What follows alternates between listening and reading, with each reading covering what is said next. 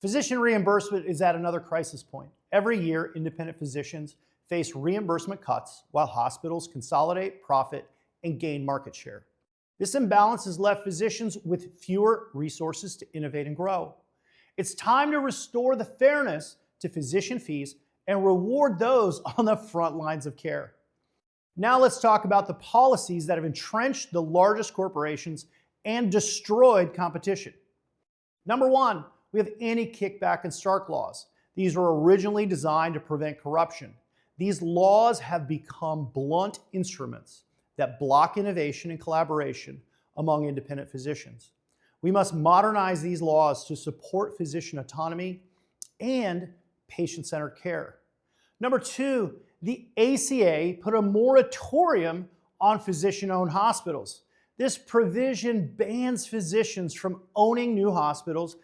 It eliminates competition for large healthcare systems. Physician-owned hospitals deliver the highest quality care at the lowest prices. Let's repeal the moratorium and let physicians compete.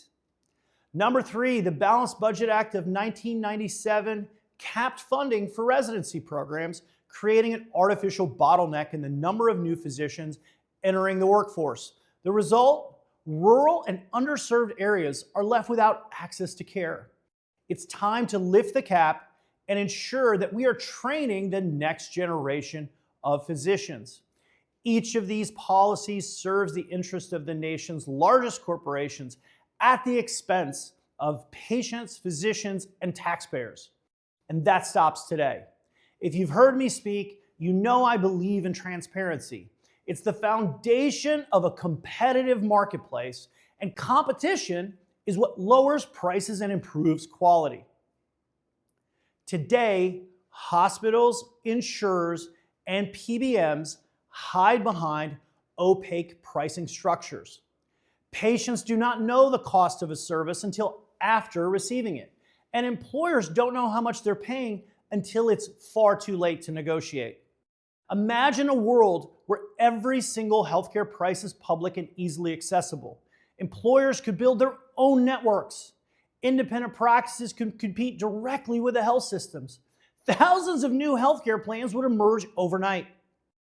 Transparency isn't just a tool, it's a revolution. But it only works when we enforce it. It's time to hold the health systems, the insurers, and others accountable. I've spent years advising employers, independent physicians, and facilities embrace self-funded benefits and captive insurance strategies. Here is why it works. Instead of paying premiums to carriers and losing money forever, captive structures allow you to fund your claims. Unused premiums become reserves, which grow over time, turning your expenses into assets. Captives are how the Fortune 1000 fund their insurance. They're the best kept secret in healthcare, but it's time to bring them into the mainstream. Even the federal government once had a captive strategy. Programs like Medicare and Medicaid could have been funded through these captives, saving taxpayers billions of dollars and building reserves for future generations. But lobbyists and private insurers and everyone else that's a grifter push these government to abandon this strategy, leaving us with today's mess. Let's bring captives back.